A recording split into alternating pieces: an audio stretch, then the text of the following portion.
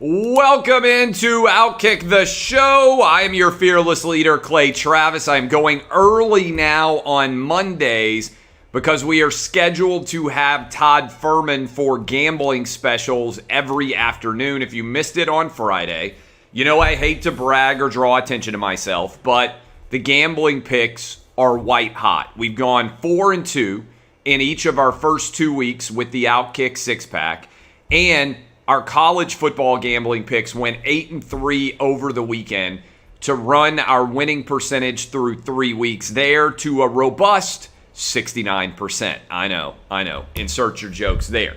You can get up to $1,000 no-risk wager. Arizona is now live if you are watching there. All over the country, Iowa, Indiana, West Virginia, Pennsylvania, Michigan, Tennessee, Virginia, Colorado, and Arizona. I probably missed a couple there. Illinois as well.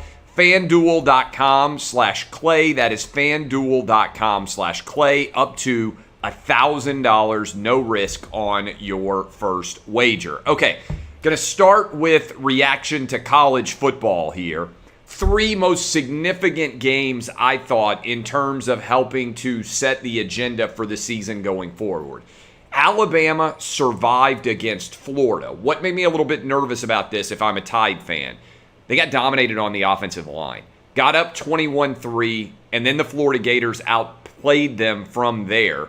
Running the football, Alabama did not stop the run, and they had the ball run on them quite a bit. Let me give you those stats because you don't see the Crimson Tide get dominated on the line of scrimmage very often. But I think that's the part that kind of stands out to me. Florida ran the ball 43 times for 245 yards. Alabama 28 times for just 91 yards. Gators 7 more first downs, 100 more yards, and they averaged more yards per play. Again, a little bit ominous for Alabama. We thought coming in that the expectation was Alabama and Georgia were on a completely different level compared to everybody else in college football. And certainly if you watched Ohio State, gave up over 500 yards to Toledo, didn't look very good. Oregon didn't look very good against whoever they were playing, some tiny school from the East Coast. Also, I'm not sold on Oklahoma at all. It's probably the best Scott Frost team from Nebraska has looked. But if you think about what Nebraska did when they lost by 8 to Illinois, Oklahoma Spencer Rattler really hasn't put everything together. So I'm curious what exactly is going on there. But Alabama survives. It's a standard that we have set of excellence for the Tide, that even when they go on the road and beat a top 10 caliber opponent, we don't just expect them to win. We expect them to dominate. Early they did, but late they did not. We'll see whether or not that is ominous in a couple of weeks with Alabama going up against Ole Miss. We'll be down there on the OutKick bus tour. By the way, appreciate all of you that I met in Gainesville. We will be in Nashville, my hometown, this weekend. Not a lot of great games, and I was excited to go to Georgia. Vanderbilt be here. Bring the bus. I'll have my family there. Everybody will be able to hang out. We've got a great location, I'm told, right by the football stadium.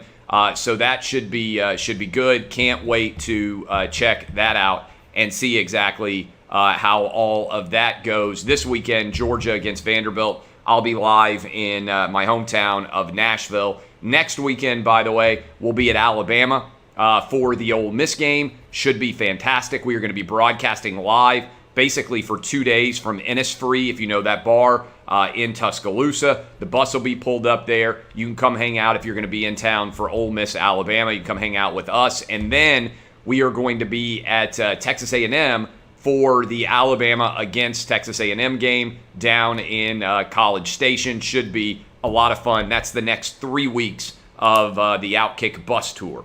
So, mentioned Alabama surviving. Penn State beat Auburn. Now, look, there was some awful officiating in this game.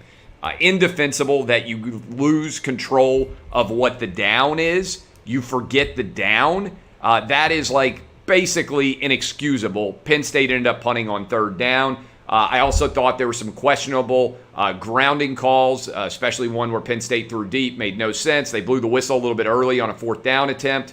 But Penn State wins 28-20. Really, this game pivoted, I thought, in terms of who had control of it when Auburn fumbled on the first play of the second half. Penn State now 2 top 25 wins. They won at Wisconsin. They now have beaten Auburn. Get a breather, I believe, this week against Villanova, and then they get ready for the Big Ten schedule to officially begin in earnest.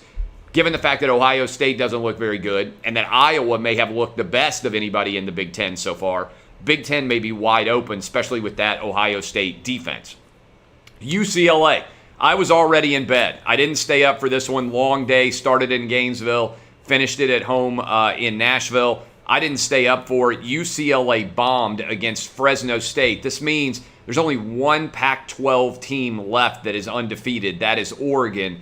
Pac-12's playoff hopes on the ropes early, especially because we know Pac-12 after dark ends up inevitably afflicting everyone before all is said and done. Also, want to mention that there was complete chaos and total unacceptable outcome in the Mississippi State on the road against Memphis game. They spotted the ball, it was down, and then they allowed Memphis to scoop and run 95 yards for a touchdown. Was the deciding play. The SEC has acknowledged that they got that one completely wrong. I don't understand how it's possible to make mistakes like this when you have instant replay.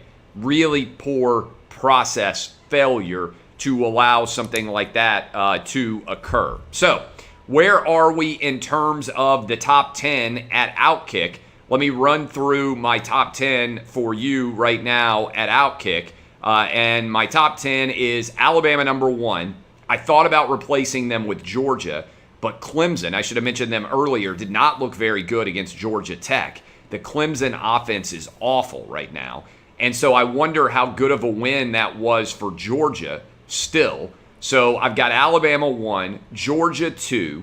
I've got Penn State all the way up to 3, Iowa 4, Arkansas 5. Now let me repeat why I rank the teams as I do, only based on the games that they've played.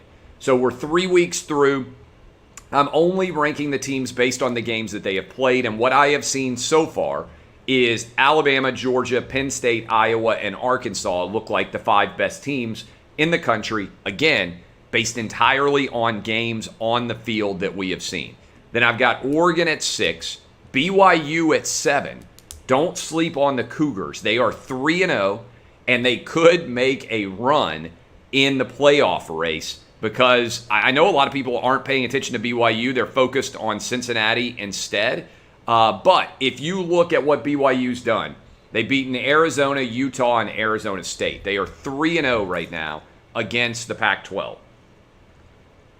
And they still have games against Baylor, Washington State, Virginia, and USC. If BYU won all of those games, they'd be 7-0 against the Power 5. And they would be 5-0 against the Pac-12, which would be pretty impressive. You could make an argument BYU could then be the best team west of the Mississippi. We will have to see exactly what ends up happening there before all is said and done. But I have got my 6th place team, Oregon. 7 is BYU. 8 is Michigan State. Michigan State went on the road and walloped Miami. That was one of our picks. We got Michigan State nearly a touchdown underdog. I told you it wouldn't stun me if they won. They went out and got a big win on the road at Miami. I've got Ole Miss at 9. This Lane Kiffin, Matt Corral offense is on fire. They hung over 60 on Tulane. And then I've got the Florida Gators at 10. All right, that's where I have right now the OutKick power rankings. Those are, my OutKick power rankings for the top 10. I'm about to give you my SEC power rankings, but first, I want to tell you about my friends at X-Chair. They are fantastic. It's all about the Elemax massage and temperature regulation, exclusively designed and made for X-Chair. This is the most comfortable chair I've ever sat in. As soon as I finish this show, I'm going to go do my 3-hour radio show. And then from the radio show, I'm going to do my sports gambling show. And then I'm going with Todd Furman. And then I'm going to be on Sean Hannity later tonight. Along the way, I'll also be writing and working behind the scenes. I need to be in as comfortable as a chair as possible, and this is that chair. Because once you feel the customized support of X-Chair's patented dynamic variable lumbar, Your back will never be happy in any other chair again. And right now, you can get this incredible chair that I'm sitting in at xchairclay.com. That's the letter X, chair, CLAY.com, $100 off your order. Xchair has a 30-day guarantee of complete comfort, xchairclay.com. All right, where are my SEC power rankings? Let me go ahead and tell you how I am breaking down the SEC right now. You probably have some sense because I had a bunch of teams in my top 10.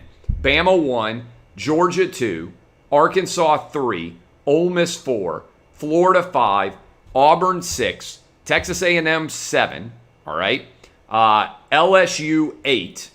All of these teams now have lost a game except for Texas A&M. Top 4 undefeated right now. Alabama, Georgia, Arkansas, Ole Miss. I think they've all been challenged at least a little bit.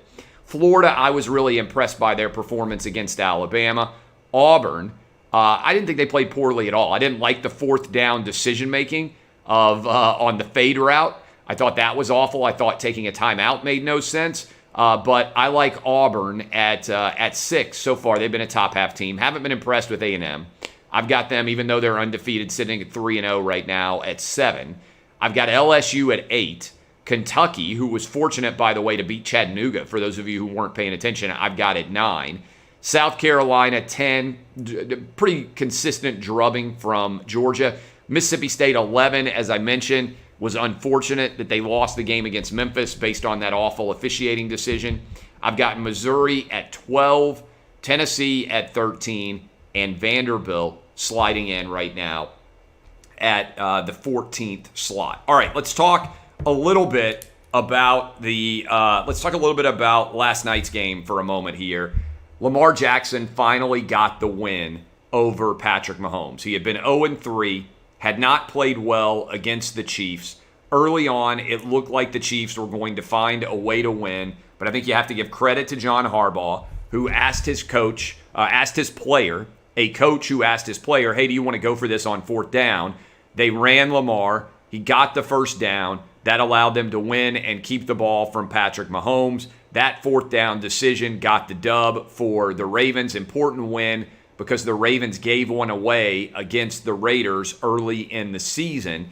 And so early, very early, statement win, I think, from the Baltimore Ravens against Patrick Mahomes and the Kansas City Chiefs. Playing everybody tight, finally caught up with the Chiefs. And I think you have to be a little bit concerned right now, if you are a Kansas City Chiefs fan, with this defense. Offensive line, I thought, has come along well. You know you're going to score a lot of points with Patrick Mahomes, Tyreek Hill, and Travis Kelce. That trio is the best in the NFL right now. But I do think that is a little bit of a concern right now, early in the season, is what we have seen from that team so far. How about my Titans? How about my Titans coming from 15 down on the road against the Seattle Seahawks? Had not been a game that the Seahawks had given up in a very, very long time. One of the things that most impressed me about this performance, even with Taylor Lewan out and even with Roger Saffold out, the Titans still put up 532 yards of offense, 33 first downs. Great game from Tannehill, over 300 yards passing. Derrick Henry, over 200 total yards rushing from the team. That, my friends, was a heck of a performance to get that win on the road. Ran 83 plays, got the Seahawks defense tired out quite a bit. Big busted run from Derrick Henry. And also, the Titans defense is still atrocious at times, but I thought had stepped up enough, made enough plays down the stretch against Russell Wilson by and large. Titans get a big win. They are now a substantial favorite over the Indianapolis Colts, who are dealing with a significant injury, potentially ankle sprain, to Carson Wentz, maybe more. Carson Wentz couldn't finish the game against the Rams. And so if you look at exactly how that is breaking out, the Rams got the 3-point win over the Colts. Rams are now sitting at 2-0. I think they're going to go to the Super Bowl. They were my pick before the season started. Continue to get solid performance from Matthew Stafford, who was really, I thought, pretty outstanding. Carson Wentz out. Jacob Eason comes in almost immediately, throws an interception. A lot of nervousness, I think, among Colts fans about the possibility of starting off 0-3. It's kind of interesting. The Texans with Tyrod Taylor had been playing really, really well. They went on the road against the Browns. Taylor gets hurt in the second quarter. Baker Mayfield gets hurt as well. The Browns got a must-have win over the Houston Texans, 31-21. I still say the biggest story from the Texans is the fact that Deshaun Watson remains eligible to play, but they're just like leaving him on the roster and not dressing him. It's super weird. Tua, injured, goes out. The Bills go down to Miami and absolutely dominate. The Bills, who I picked to be my other Super Bowl team coming out of the AFC. Josh Allen was just okay, but this defense was dominant all day long, and they never really gave Miami any chances to make plays. Patriots, look, I know there's a lot of people who believe in Zach Wilson, but Bill Belichick had him seeing ghosts. We hit the under on this game. I felt like the Patriots would take over and dominate on the defensive side of the ball, and that's exactly what we saw happen. 4 interceptions for Zach Wilson.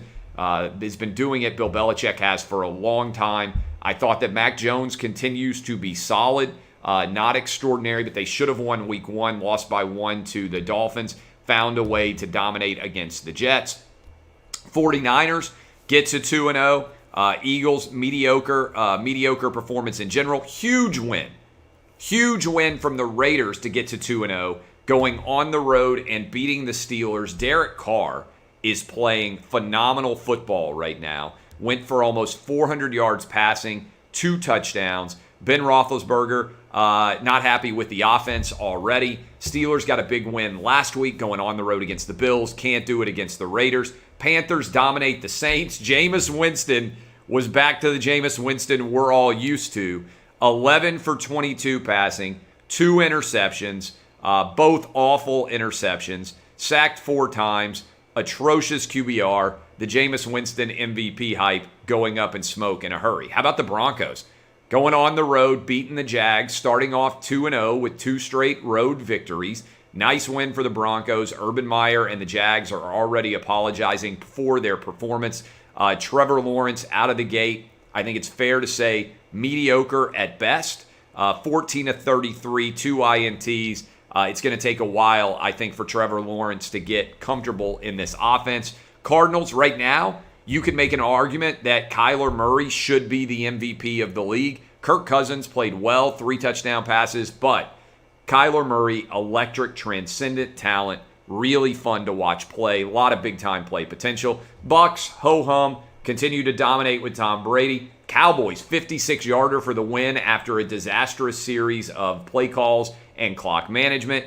And we've already mentioned the rest of the games. I'll give you my top 5 and bottom 5 as we've been doing for years.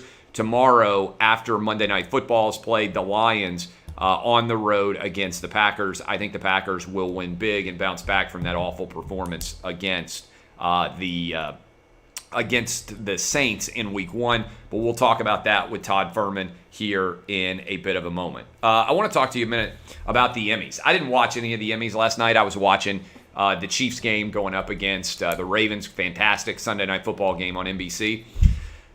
But I did notice that every one of the Emmy attendees was not wearing a mask in Los Angeles. Well, why does this matter? Because right now we have a mask mandate all over the city of Los Angeles indoors.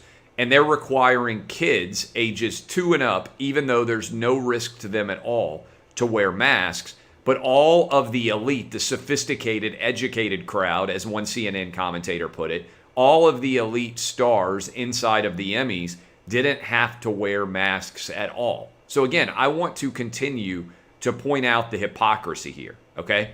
There are rules for the lower class, people like you and me, and then there are rules for the upper class that they don't have to follow at all. And we see this happen time after time after time. The people who are telling you how dangerous COVID is aren't actually afraid of COVID themselves at all.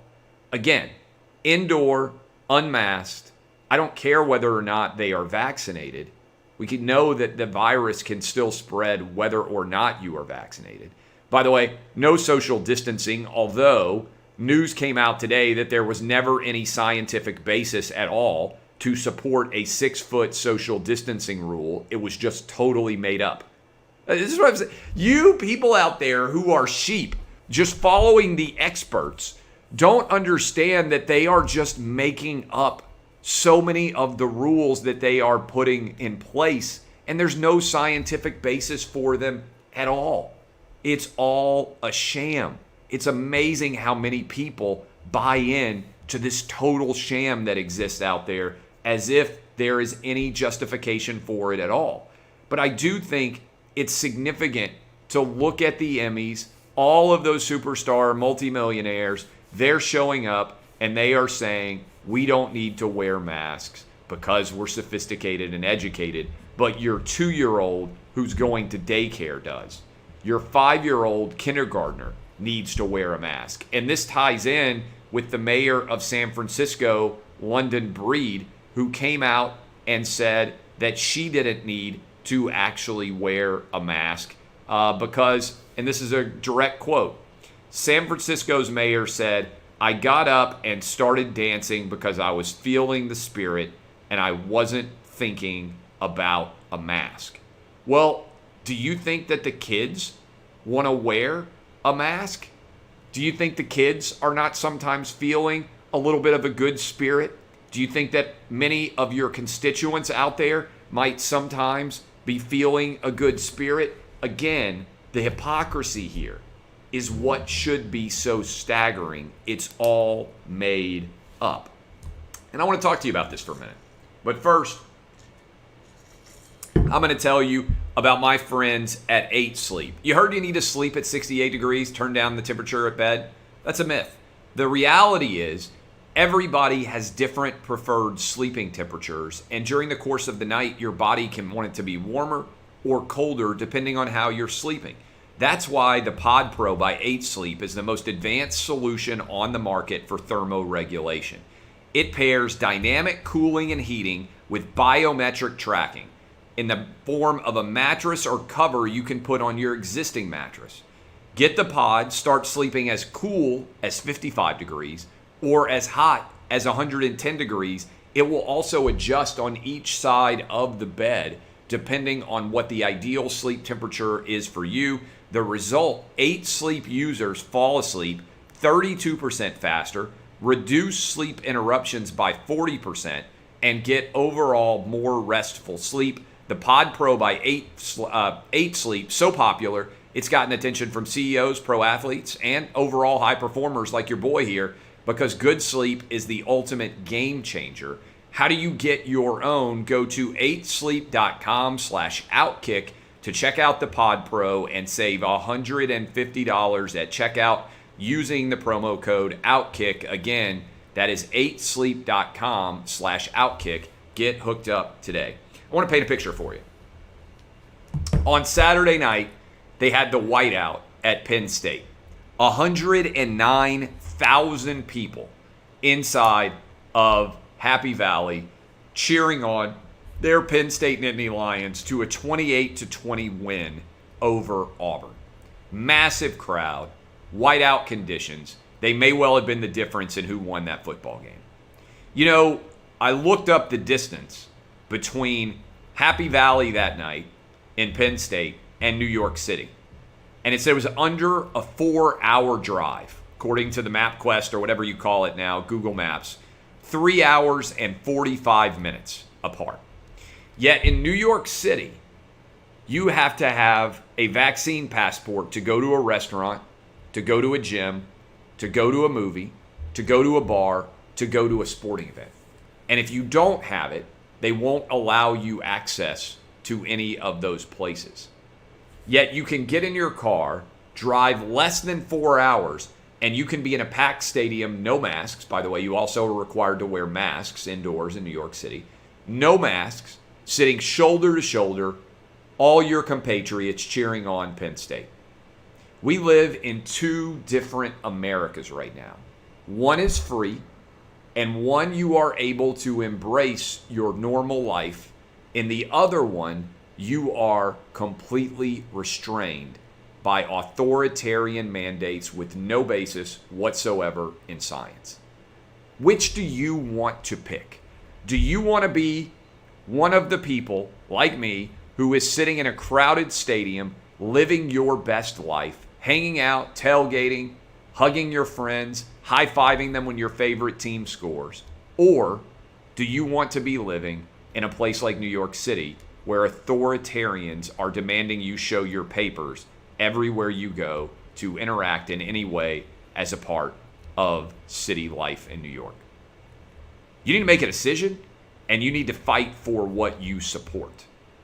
That is why I am 100% of the belief, and I have been for over a year now, that everything should be back to normal and that we can't continue to run and hide from COVID. It's not going anywhere. It's going to be here the rest of our lives. You either have to get used to it, get busy living, or get busy dying. This is, I believe, why college football and NFL stadiums being full are so important, because they are sending the message we're back to normal. All over the country, millions of college football and NFL fans, maskless, going to games, living their best life. I salute all of you. Finally, as we begin a week, and there's no telling what disasters have happened and befallen Joe Biden recently, but Kyrsten Sinema came out, senator from Arizona, said she's also not supporting the $3.5 trillion bill for Biden. We already know Joe Manchin's not supporting it. Senate parliamentarian late last night ruled Democrats can't include a pathway to citizenship in the $3.5 trillion budget reconciliation.